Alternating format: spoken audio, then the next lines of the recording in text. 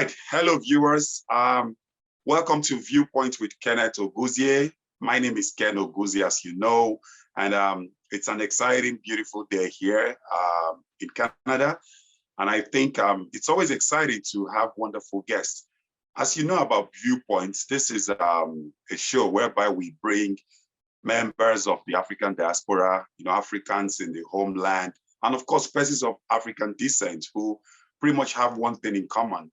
These are individuals who are making giant strides in their businesses and their careers, people who are creating an impact and of course, carrying the legacy of Africans and the spirit of Africa everywhere they go. Today, I have with me a special guest, someone who is a friend, someone who is an accomplished person, a member of the African diaspora. It's always a pleasure talking to this person because he does have a lot of wonderful stories, which I'm sure you would gain a lot of inspiration. And to be honest, he has made a lot of impact. So when I say impact, I mean impact. So I'm really honored today, and it's exciting, and I just can't wait to really kickstart the show. So today I have with me Dr. Ernest Krokanye. Dr. Ernest is the CEO of Asante Group Holdings. And correct me if I'm wrong, Ernest, but I'm sure you probably tell us that. So he's the CEO based here in Nova Scotia, Canada, doing a lot of big stuff in the, in this space of logistics, supply, and all of that. But I think I'll leave that to Ernest because I'm sure he's it's his dream, it's his vision, and it's coming now to reality. So without much ado and without taking so much time, I would like to welcome Dr. Ernest. Dr. Ernest, welcome to Viewpoint with Kenneth Oguzie. Good morning, Kenneth. How are you doing today? It's always a pleasure to be talking to you. I know it's a small community we have here in Nova Scotia as immigrants, as Blacks, and our ability to influence our community is always a priority. And just as yourself, we continue to work towards building the communities that we live in. I know you're also doing great, giving the platform to some of us to be able to share the vision and also discuss some of the things that we have done and still working on. So thank you very much for giving me the opportunity this morning. And hopefully we have fun today and we get some audience that at least we can talk to. Thank you, Dr. Ernest. And it's really great to have you. Viewers, I hope you can see how humble this individual is, but I'm sure by the time we get into his story, then you can understand that he's a big fish. But, and I think it's probably one of the traits of successful people. They don't blow their trumpets, but I think their accomplishments actually stand out. And with time, people can realize. So just let's start it off on a lighter note. First of all, Ernest, Dr. Ernest, tell us a little bit about yourself. Dr. Ernest, obviously you're a doctor, which is great. And it's awesome to hear that. But You're a doctor and you run this business. Let's just go into the quick background. Tell us a bit about yourself for us to understand. So I'll take you back to the beginning. You touch on something that is important. We know we come from Africa, and in our culture instills in us humility. So it is one of the key things that our culture tells us. So you find in us, and I believe most Africans come out like that. But I was born in the 80s in a very small town in Asante region. I was born to very, I would say, conservative parents. Mom and dad were both educationists. They were teachers. They started as teachers. They are currently retired. They retired as directors of education. Both of them are alive. I was born into a four family. So myself, my big brother. So I'm the youngest of two boys. And then my mom and dad. And as I said, they are all alive by the grace of God. Nice. So I grew up beginning in the village, I would say, where mom and dad did subsistence farming in addition to teaching. And I remember mom telling me the story that I was born on a very hot Saturday where dad was in the farm and he had to be called in that that young fella is in. And Wow. actually, Dad says it was a lucky day because he caught his traps, caught 4 guinea Wow. pigs, wild guinea pigs. And so Nice. I know he tells me that is a sign that in the future there was going to be something good. And so he leaves to see all the things that are going on.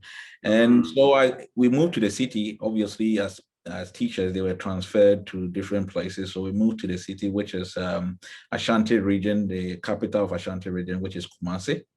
So I grew up basically in Kumasi. So all of people that know me very well know that I'm an Ashanti boy. Grew up in Kumasi, did my basic primary, junior high, senior high was lucky to have passed my junior high exam. We call it BEC, which is common in West Africa, WAEC BEC. So I went to Prempeh College after that, which is one of the I've heard of that. Yeah, it's quite popular. yes, senior high school. So I passed from there, and at the age of 18, I decided to leave home against parents' wishes because my brother had schooled in Ashanti region, did all the basics, the senior high, as well as university at Kwame Nkrumah University of Science and Technology. But I said that no, I wasn't going to stay in Ashanti region because I wanted to explore more, quite inquisitive. So I left at the age of 18 to Accra alone. Accra is the capital of Ghana. And so I came to University of Ghana. I spent 5 years, so 4 years to do a plant science degree. And I majored in biotechnology and genetics. And so after the degree, I got a job as a teaching assistant with my professor. And then through that, I started exploring the opportunity to school. And because I came from a background where education was very solid, mom and dad are teachers, they preach education. And so the principle they instilled in myself and my big brother was that get the degrees first. And after that, you can pursue everything that you want. And so that preceded. So I finished school. I did 1 year teaching assistant. I just wanted to do my master's. And Canada became the option for me. It was actually through my current wife because she had also gotten a scholarship with the Housing University to do her master's. So I got to know the Housing University and then applied for master's in plant science. So I got the scholarship, came down in 2010 to be specific. It was September 4th, 2010. I left Ghana September 3rd, 2010 and got to Montreal on a cold winter day. I mean, I say winter day but it was fall, but to a Ghanaian coming from 30 to 40 degrees environment, it was cold. But anyway, we pursued from there, started life in Halifax and moved to Truro after a while and started my master's. So I spent all the time, first 3 years in Truro doing my master's in plant physiology. And luckily for me, during the master's, we did a lot of creative works in the physiology field, especially on Christmas trees, Barson Fair Christmas trees, which are very popular in Nova Scotia. So the opportunity came for me to continue to do my PhD. So there wasn't a break between master's and PhD. So I jumped right into it, almost even transition immediately after graduating from my master's. So I finished PhD in 2018. And so basically that is my life story. And so it's not been long since I left, I would say, academia, but business has always been part of me. And as we go forward, I'll share more in regards to how the business came to being and how the journey had been and all that. But basically, that is me. I'm currently married. I've been married for the past 7 years with my beautiful wife. We get into our 8th year. This coming, hopefully I remember, this coming April, My wife will be punishing me if I couldn't get that right. This coming April will be 8 years, and we have two beautiful kids. Nice. One is turning 7 years actually on the 9th of April, and the youngest is a boy who's turning 4 years in May. So I have a girl called Dede and a boy called Kwame. Nice. And my wife had been the supporting figure in all that you see, to be frank. Her name is Anita Kwei. She comes from a different tribe. I'm an Asante, she's a Ga. And Yes. The mix is great. She is backbone, I would say, for most of the things that a lot of people see on me on the outside is basically her grounding. That has brought us this far. But that is right here with me. My story, I would say. Yes. I think that's fantastic, and it's great, like, to hear the acknowledgement too, from the wife in terms of all that support, and so I just now I think it's it's very interesting. I find your story fascinating because this is someone, you're a doctor, like, you have your PhD in plant science, and now you're running a logistics, firm. I wouldn't say it's unrelated, because I tell people everything is related. It's about the principles behind everything. So, whatever, if you're in a business where you're selling A or you're selling B, at the end of the day, the reason why those two businesses will succeed, run by different people, is they work on the same principle. But I want you to take me through the journey. How did the whole conceptualization, how did you make that shift from plant science, agriculture, to going into, like, establishing this wonderful business enterprise which you have at the moment? Yeah. And as I tell the story, and I'm always happy to tell the story, it's a story that says that you should never be limited by what you have in the moment. Absolutely. I believe that if I considered my limitation then I believe the company as it is now wouldn't be where it is now, because it started, I believe, maybe a year after I came to Canada. I had always had the affinity to business, and if you know my tribe very well, it will be similar tribe, in Nigeria. They say Nigerians, the Igbos, are the business guys, right? So in Ghana, the Ashantis are the business guys. So back in university, it was always buying and selling. My brother was in the US, so he would bring stuff like computers and all that to sell. And I remember when I graduated from university, my dad gave me my first car, was an old Mercedes-Benz, and I'll do a lot of business with that until I came to Canada. But so business had always been there. So when I came to Canada, it took me about a year to settle in. And normally, just like any immigrant, people will start calling you. Mine was my dad, my mom, asking me to do things for them. So my dad would say, can you buy me a car and ship it down to me? My car is getting old. And can you buy this for me? Can you buy that for me? Then friends come in. So it became sort of that request. So I started buying vehicles for friends and family. And I did it quite well. I mean, obviously, free time from school in the mornings, in the afternoons. My professor was very, very kind. He wasn't policing anyone around, so I could get time over the weekends, come to Halifax. I had a lot of friends in Halifax, and then stay with them over the weekend, purchase vehicles. And then back then we were shipping in Dartmouth, so we would ship it over there and get it shipped out. So we did that for at least about 2 to 3 years. Where I was buying things for friends and family. So the urge to transition that experience to business came as a result of need. I started experiencing a lot of limitation in the process, in a sense that I was a student then. It was tough for me to put it all together by myself. So I buy the vehicle, I contact the shipping company, I arrange the trucking.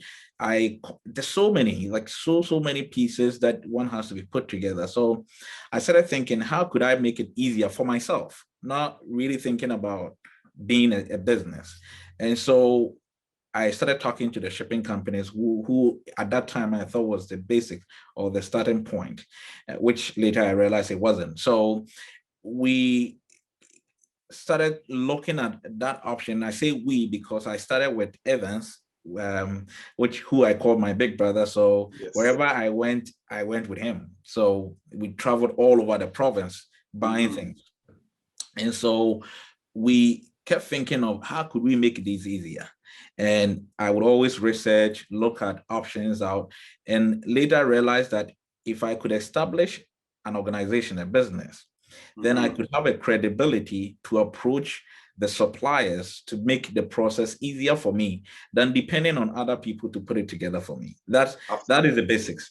And if you come into our organization, that is the fundamental aspect where we cut down using third-party sourcing of services so that everything is done by us for us to have control. Absolutely. And so that is basically how we started. And then we move into, we registered a business, we moved into a lot that we felt that it was sizable enough for the vehicles and the personal items and all the things that I was buying to ship out to people. But it wasn't long. We did that for another 2 years. So although we registered a business somewhere in 2011, around 2014 is where we realized that we had made gains in understanding the logistics of exporting things.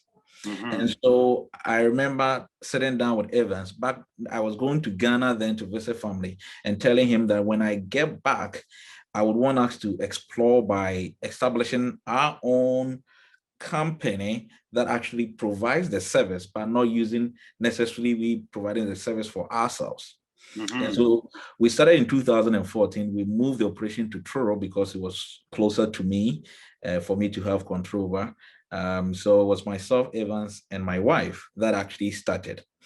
And the office was home, the yard was where we put the vehicles and everything. So it started from there. And because we did things a little bit different, where we provided all the services under one umbrella, we realized that everybody appreciated that compared to what everybody was used to. And so to say specifically, we were the first immigrants that established a car export yard and business, which wasn't here. Wow. And so people felt that these guys had decided to focus on it instead of we going around trying to figure it out ourselves. Why don't we just give it to these guys to run the show? And so within a month and two, it became very popular. And thanks to my Nigerian community, and I have most of my friends are Nigerians, and I call them brothers and sisters. We're really, really tight. And so they really supported the agenda, the vision, by giving us their vehicles to ship, the items to ship, and trusting us that we can deliver. Obviously, the beginning stage wasn't easy, mistakes here and there, but they still stood by us. And I have prominent guys within the Nigerian community that were the backbone of our business starting. And so we kept building on that and hiring and training. And so by the time I finished my master's going to PhD, the business had actually taken off. So I was doing both things.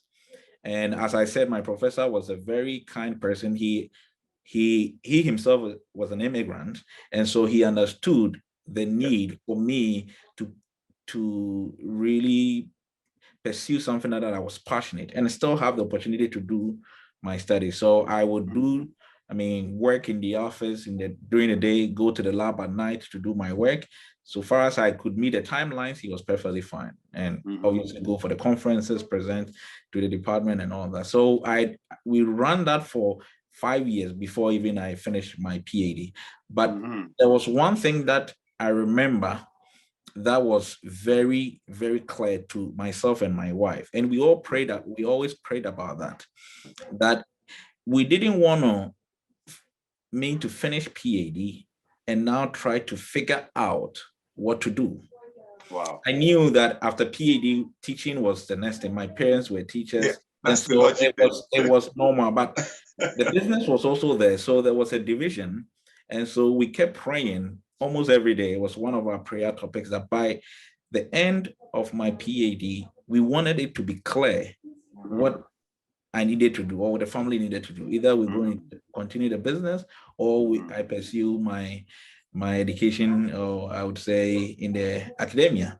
And lo and behold, by the time I finished PhD in 2018, it was crazy. It was crazy in a sense that I could not even for 6 months, I couldn't even focus on my PhD to graduate. It was everything was growing exponentially. And so we started investing into the business in different ways, like and that comes with its own challenges, right?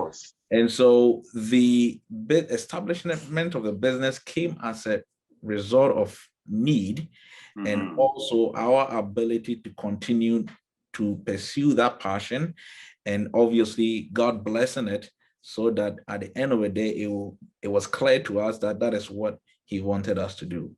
And it had been a miracle since then. Tremendous growth because of what we also brought on the table as a company. So that had been, I would say, the transition point from my education to the business. Wow, interesting. And I have a few follow-up questions, because you really touched on very powerful things, which I love to explore. It's inspiring listening to your story, because I see you work so much with principles and mindsets of, the success mindset, like I choose to call it. But we're going to break that down in a minute. So in 30 seconds, if I were to ask you, for some of our viewers who don't live in maritime Canada, or because it's a global audience we're talking to, and I think you never know how, paths might cross, or, there might be some business considerations. In 30 seconds, what does, Asante Logistics Group do? So I would say that Asante Logistics Group is it's a logistic company, that has its core on warehousing. And I touch on warehousing because we have made one of the biggest private investments in Nova Scotia in the last decade by buying one of the biggest warehouse buildings, about close to 400,000 square feet. And so we believe that warehousing is the future. And so not just providing warehousing, because warehousing comes with so many other things. And so we do warehousing, but in complement to the warehousing, we also do the material handling. And so if anybody is bringing their stuff into the warehouse or taking stuff out of a warehouse, we will handle that in-house for them. We also provide tracking services for our warehouse customers. So we are not a tracking company, but if you have your products with us that wants to ship to the port, we have a fleet of trucks of about 8 highway tractors that will move the cargo from port to the warehouse to port, or warehouse to customer to warehouse, and all that. And then we also do all the customs, so the Canada Border Service Agency customs brokerage services for both export and import, all in-house. So we have a lot of staff that are supporting that aspects in our office. So in a nutshell, that is us right there, trying to build the next generation of logistics company based on a large warehouse that we have that we feel will be the next phase of logistics in the coming years. Wow. That is great. That is really great. And, I'm congratulations as well on the acquisition of that story, that facility, because when I saw it all over the media, I was really impressed. And, I felt proud as an African, and of course, as someone who also knows you personally, to hear that. And these are the sort of stories I think we should really amplify, So you mentioned a few things here, and one of them I really wanted to, dig into deeper is the fact that your business started off as a need.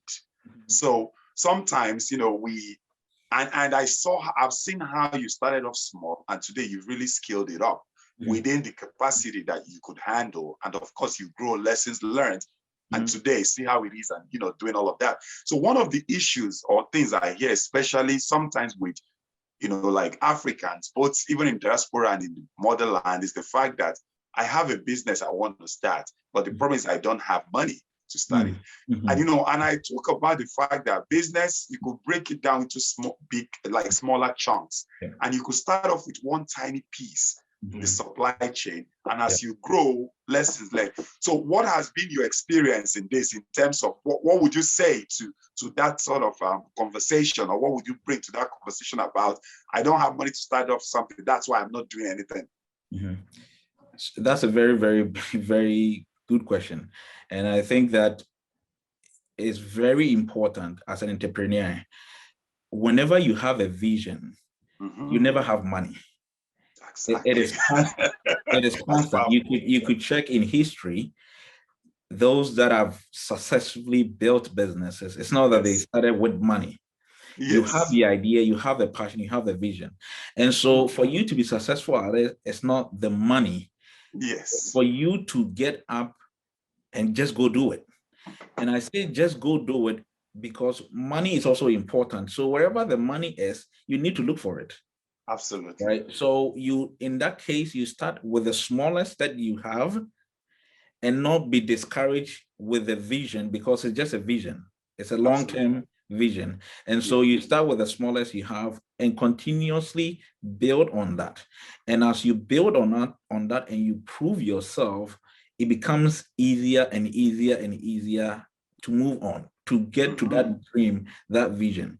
And so I started by saying we started in an office at home and came to a yard, and we bought our first truck, and now we are on our 7 to 8 truck, and we have 3 different buildings and facilities, almost 40 acres of land and properties, totaling almost about 450,000 square feet. It didn't start like that. And you are aware, the beginning is always small. The key thing is not to be discouraged and to do things properly. One of the things that I find that even myself, we tend to do that, but you have to always remind yourself to focus on the dream and plan towards the dream. And so if you want to move from stage 1 to stage 2, it means that you have to make sure that that stage 1 is done and done properly. So if it has to do with documentation, you have to do it properly, because when you get in front of that bank manager, he's going to ask you, where's your financial records? And so if you started small and you were not doing that, it means you will not move to that next stage where you can sit in front of them to talk to them. So it is very, very important. As immigrants, I also find that people are limited. They feel limited because they moved to Canada and they are new here 1 year, 2 years. Maybe they are waiting for a PR or a citizenship before they will put those things together. That is not a good idea. I started that when I was a student. I didn't have a PR when I was doing all this. You don't need that to start any idea. You have to focus on that, build it, and the support will start coming. And I mean, I can list a lot of challenges. It doesn't mean that there are no challenges. I remember when we wanted to buy our first forklift, Kenneth, I remember going to CIBC, the bank manager, and I sat with him. I had all my records in front of me, and I said, I need a $40,000 loan. And he looked at me and said, no, we cannot give you a loan. And I don't think it was anything to do with me as a person, but he thought at that time, the bank and its structure couldn't afford to handle that or to take that risk. But I wasn't discouraged. The good thing is that I asked him, so what do I do? What do small businesses do? So I didn't just walk out of his office. I stopped pursuing him. So he gave me a simple note and asked me to go talk to CBDC, which is also supporting small businesses in Canada to grow. So I approached them, and within a week, they gave me the loan, because at that level, there were no much of a structure.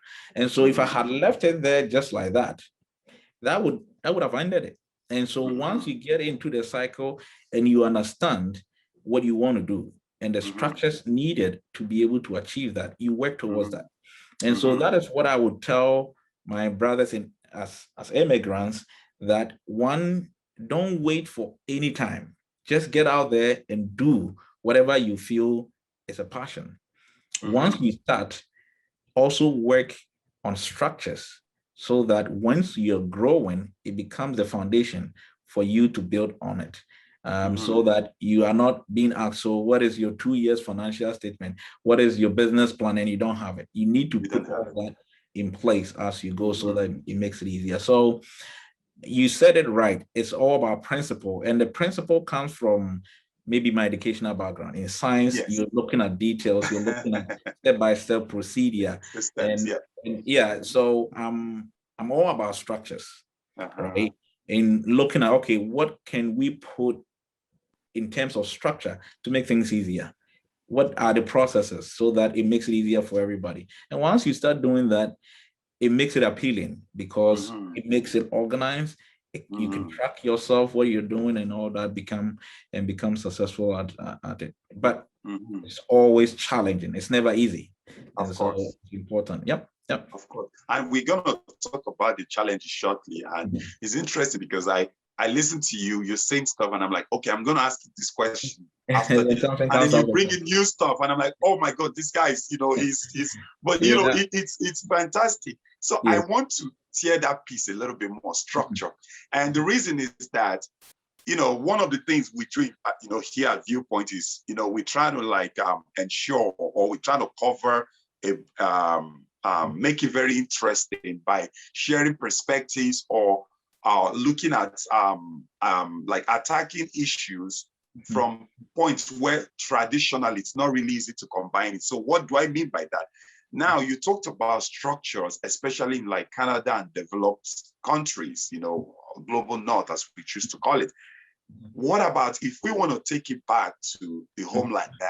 For some of our viewers, whom typically there's always that thing around, oh yeah, you talked about structure because you're probably in an environment where things are a little bit, but I have a stand on this. I have a position, and I want to hear you. I have a position that opportunity would come regardless of wherever your location. It's just that it takes longer in certain places than others. So the most important thing is to have the right mindset, have the structure, and then start trying to key it into some of the existing opportunities. In some places, you would put the keys in 2-3 doors. In some, you have to do it 10, but consistency is the key. What are your thoughts on that, Dr. Ernest? Yeah, I will start by just giving a basics for conversation, because sometimes it's tough to compare the developed world to developing world back home. There are things that unfortunately you cannot compare when it comes to business, but there's a lot that you can compare because it's based on principle. So things that you cannot compare will be the easiness. The wheels are easy to turn around here because when you go, say, apply for something, it takes a quicker time to get it back. And I can give you a very simple example that it gives advantage for us that are here compared to back home. It feels that it's easy to succeed here in business. If you take the financial world as an example, here loans are for businesses. If you qualify, it's so cheap to borrow money. You're looking at prime plus 1. You're looking at 2.9% to 3%, right, to borrow money.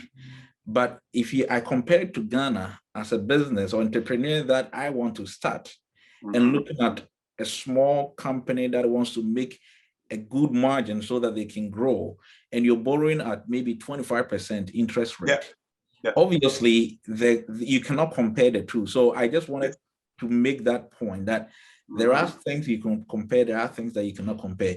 In terms of personal organization and structure, it shouldn't change wherever you are. So in a sense that if you have a vision, a goal, if you don't structure it, nobody can understand you, right?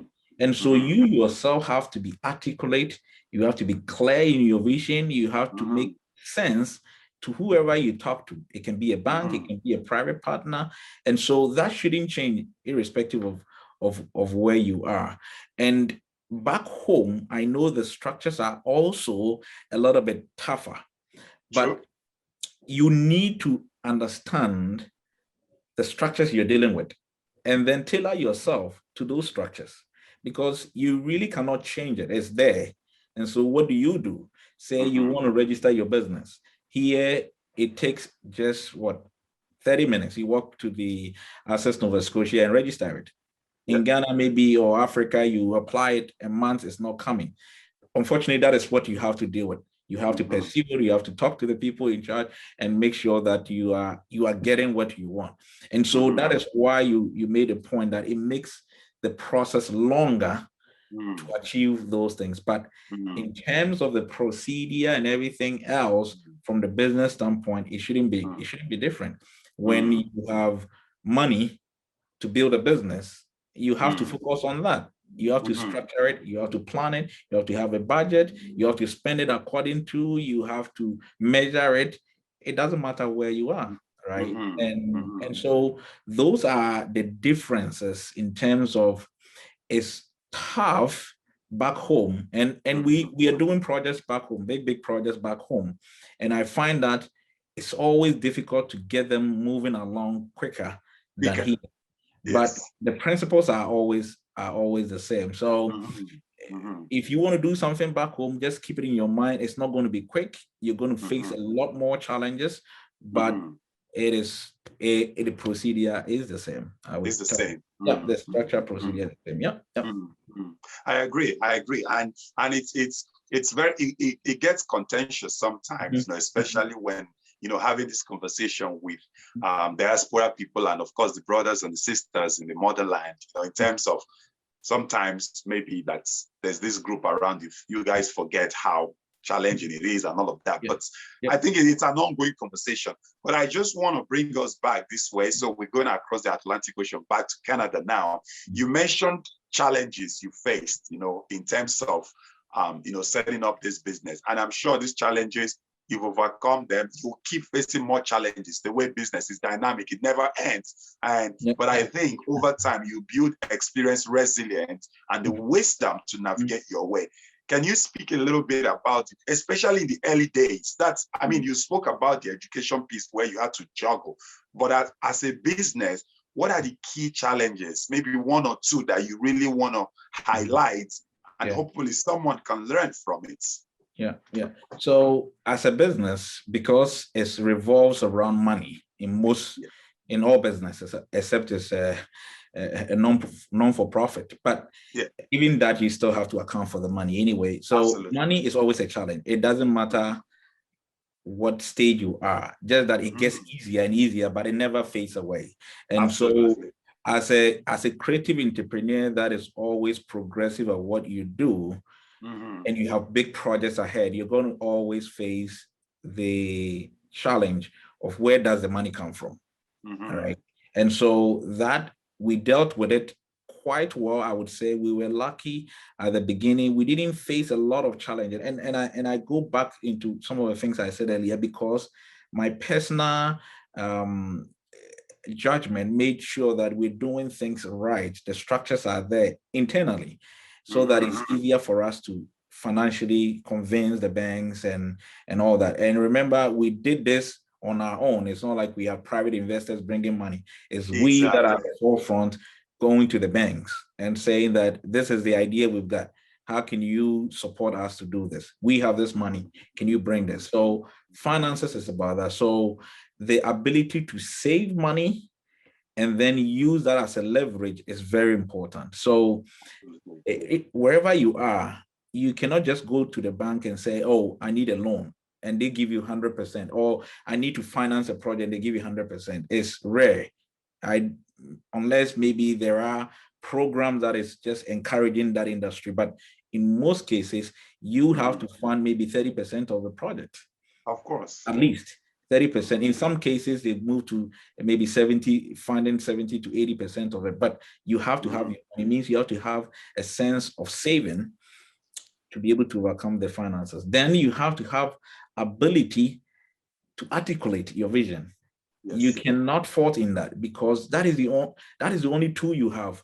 Nobody can understand you until you make your point, right? Absolutely. And so you have to practice and understand what you want to do, how it makes sense, where's the revenue going to come from, and therefore the financial side is going to be easy. If you give me the money, I will invest it this way, I will do it this way, and I'll make return, I'll be able to pay that. Once you have that done, the challenge of finances becomes easy.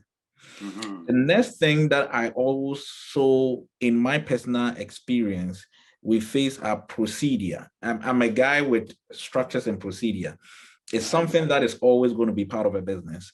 If you want your business to grow, you always, I mean, for me as a CEO, when I sit back is, how do we get that process, make it quicker? How do we get the customer's cargo instead of maybe six weeks? How do we get to destination in 3 weeks, in 4 weeks? 3 weeks. So you're thinking about the process. So that is very, very important for every business. And so if you're employing people, now you're going to break down your vision and the process you set up to achieve that vision and use that to train your employees. Because remember, that is not their vision. They are there to help you. Absolutely. And so even for them to help you achieve it, you have to tell them what they need to do with it. And so if you don't understand it yourself, the process and all that, there's no way you can train. It gets better over time because you train, say, a supervisor, they progress to be a manager.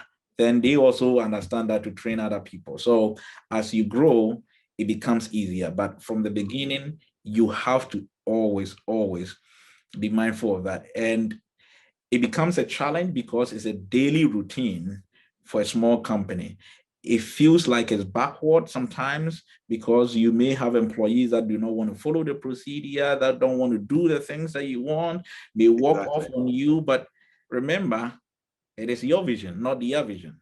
Exactly. And so no matter what, you have to find a way to bring everybody under that fold and then let them understand what you want to do so that they can go there to do. So finance procedure are some of the challenges that you face.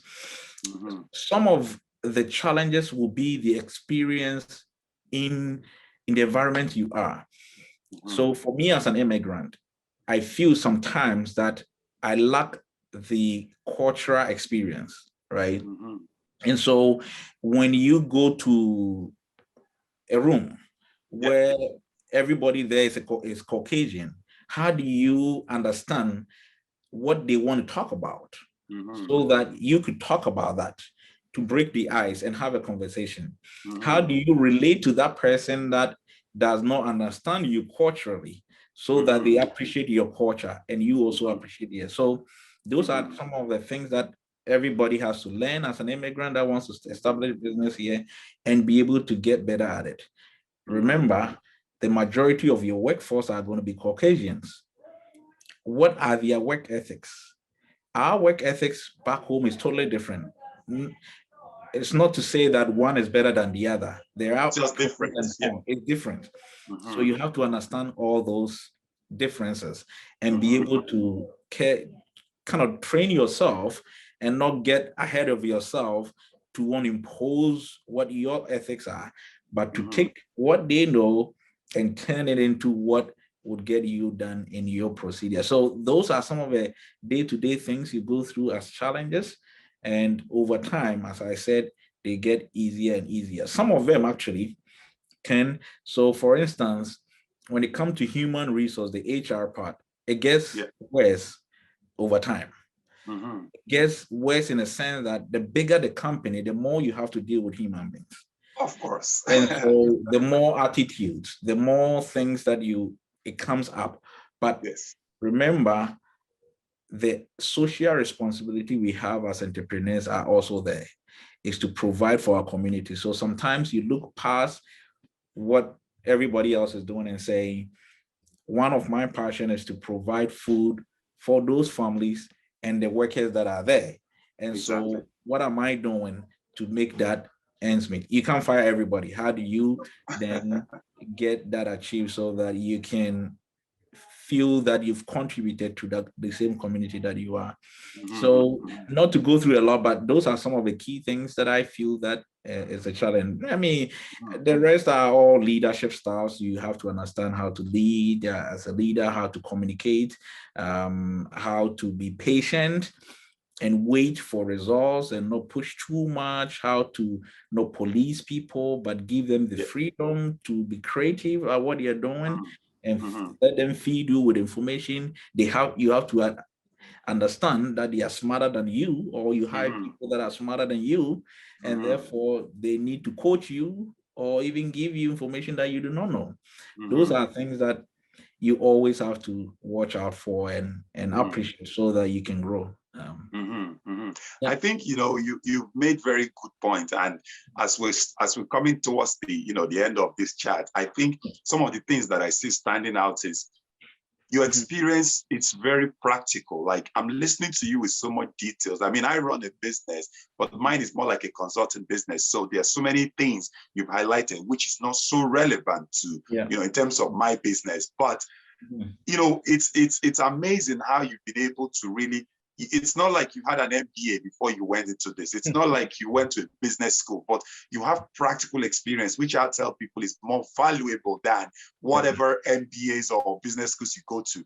But there's something that really stood out for me. The first time I visited your facility, and this is from a very honest perspective here, I came into your facility, and what really stood out for me was the level of organization I saw there. From the reception area, I saw that there was a loading area. I was impressed. Like, I was with a friend, and I said to the person, I'm like, this guy is gonna go far. This was probably maybe, I don't know, 2 years. I don't remember how long. But for me, and when you're talking about processes and systems and organization, I'm like, of course, that's what it is. That's why you had that sort of thing set up.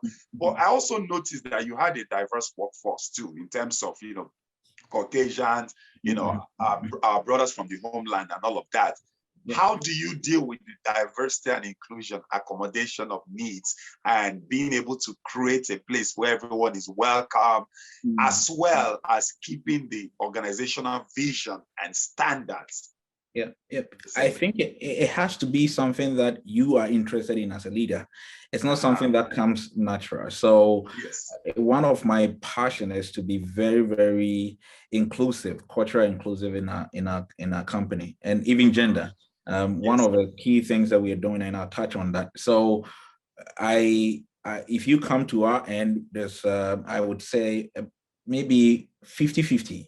50% Caucasian, 50% immigrants, from Indians to Africans, and then the rest are Caucasians. There are certain, I would say, tasks and experience that you don't get immigrants to do because it takes so long to build those experiences. So we have that. One of the things that I'm passionate about now, that I've seen that I'm lacking in my organization, is inclusion of more of women.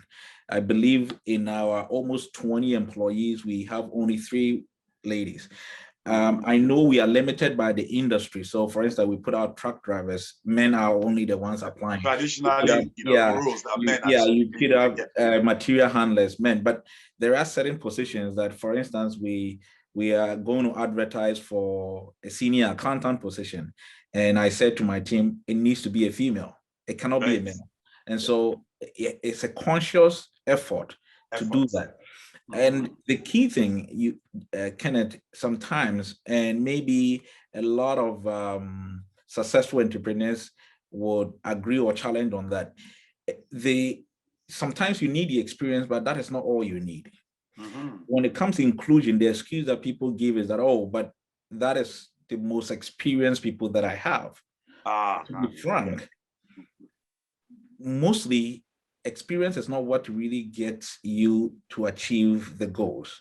It's the attitude, the work, the attitude, the perception of the person, and the ability to train. So if you take our industry, we don't always get people that have a lot of experience in the industry. So if we're hiring a business development guy, he might not be in the logistics industry, but the ability for that person to be trained and to be molded into the shape that would fit the vision is what is very important. And so if you take a lady and a guy, the guy has 10 years experience, the lady has 5 years experience.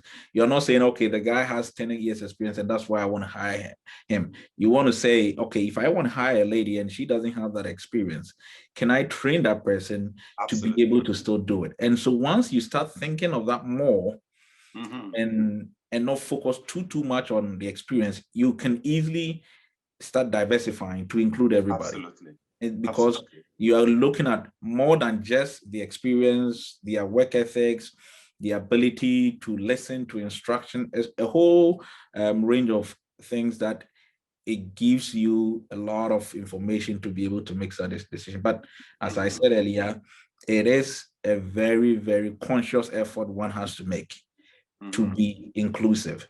I mean, as an immigrant, I love the idea that I continue to hire immigrants in the organization. It gives me the joy, the opportunity that others had given to me. I also pass it on to others.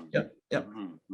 And in my other world, I do a lot of work around diversity and inclusion, so I can really relate to what you just spoke. You really hit the nail on the head around when you throughout all these experiences there, who is most likely to have those experiences because of the way the society has traditionally is the males, right? So for you to really want to attract like the females in some of these roles, which traditionally it's a male-dominated area, then you have to start looking into the recruitment process.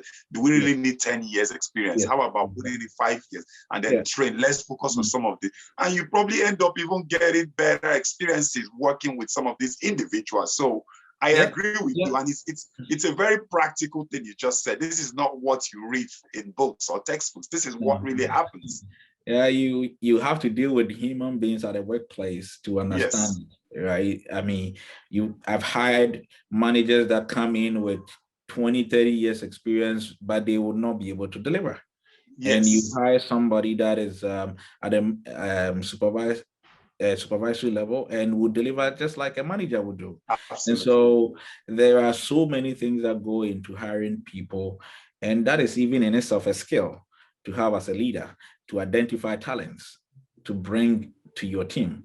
It's never easy, but over time, you yourself you have different, I would say, biases.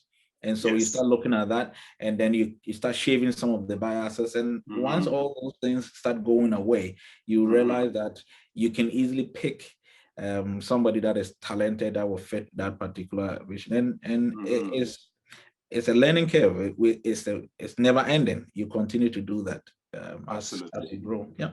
Absolutely. So just to wrap this up, Dr. Ernest, because I recognize the fact that there might be a lot of other things you need to do. So what would be your parting words now for Africans in diaspora or Africans in the homeland or persons of African descent who really identify with the spirit, the African spirit, in terms of who are going into a business, in terms of what is the mindset and all of this? Just maybe 2 minutes, wrap it up for us. What would your advice be on a general basis? I think we talked about quite a lot. So the key thing is that you have to chase after your dream. It doesn't matter where you are. And I study plant science. I'm in logistics. It's because it's a passion that grew. And so it really doesn't matter what you study for. What you enjoy doing is what you do. So that is key. And you have to be grounded as a person. I talked about that culturally, respect for people, humility, understanding, having the ability of grace to be able to give second chances. Those are quite important. And you have to also dream big. You cannot dream and dream small. Like that's one of the things. And sometimes my wife, and that's why I say she whips me into shape. So I'm somebody that always comes up with ideas. It just natural. It comes and I put it out there. It can be as crazy as an idea or as fitting as an idea. And so as entrepreneur, you have to train yourself to do that. You can never stop thinking. Once you stop thinking, it means you're not growing. Absolutely. Right? So you cannot get comfortable where you are as an entrepreneur, or means you're not growing, because remember, society changes, Absolutely. Customer changes, needs changes. So you have to really grow with time.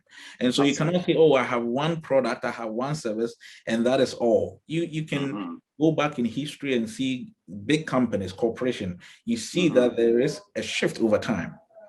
They adapt to the time. Now is a information technology era where everything is automation. And so we recognize that as a company, and we do so, right? One of the key things we're doing in our facility is that we want to make it automated. We have a project in Ghana that we are doing. Is a 3-story with a basement warehouse that has to be fully automated. Nice. You have to have that vision as an entrepreneur. You don't lose anything to have that big idea and start working towards it. Don't feel that somebody does not understand you, and so that kills the dream, or somebody says something bad, because they are not you. They do not understand what pushes you to dream that dream. And as you dream of things and have the goals, you need to also refine them, because the ideas they come in bits and pieces. So you have to train yourself to refine them such that it makes sense. It ties into some of the things that you're doing, and be able to grow from there, and be realistic to yourself. What can I do at this moment? What are my advantages and disadvantages? Tackle them that way and be able to move forward and keep pushing. One day, perseverance always leads to success, right? You can never stop pursuing that particular dream you have. And the last thing I would leave is that we always have to, since we are immigrants, we always have to turn back home. You cannot, I mean, it's a natural principle that I have, but people would challenge that, to always look back home and see what you can do to help. Absolutely. It grounds you, it gives you a sense of peace, and it makes you feel accomplished. I feel accomplished, not because of the things you're doing here in Canada, but the things that we're able to do back home. Right? I feel that it's a leverage, it's a platform we have to be able to take the knowledge, the experience, and to be able to replicate them back home. And we need it more. Africa needs it more. West Africa needs it more. Ghana, Nigeria needs it more, because we are the next generation. We are the next, I would say, the next regional growth that we're going to see in terms of Africa. And we need to realize that it doesn't have to be the Europeans or the Americans that are recognizing the opportunities in Africa. We need to recognize that. And how do you do that? By going through these processes, leveraging our experiences here, transforming back home, working with what we have back home, and making sure that those are working there just like they work here, and continue to try and change the mindset of our own people to look at development as an important piece of our generation now, right? So that we are not living in the past, but we're moving forward into the future. Thank you very much, Dr. Ernest. I think those are very powerful parting words, especially the fact that you said, whatever you do, remember home at the end of the day, because that's where the final complete accomplishment would come from, and sense of fulfillment. So it's amazing. And it's really, really a pleasure, talking to you today. And, hopefully in the future, we might even bring you back sometime, because I think you have a lot to share. But, time is always like, time flies real quickly, especially when you're having fun, like they say. So I really thank you so much for coming to Viewpoint with Kenneth Oguzie today. And, we hope, we keep an eye in terms of your accomplishment. We'll keep promoting the business and the accomplishment of other successful Africans like yourself in Diaspora, who are carrying the flag, the mantle of positivity, resilience, and, strength with you. So once again, Dr. Ernest, thank you so much for, coming to the show. Thank you very much, Kenneth. And I pray that everybody continue to support the platform you've created. And it's a great thing that you're doing for our community here across Canada and North America. Thank you too. Thank you, Dr. Ernest. So viewers, we have been speaking to Dr. Ernest Krokanye, who is the CEO of Asante Logistic Group here in Nova Scotia, Canada.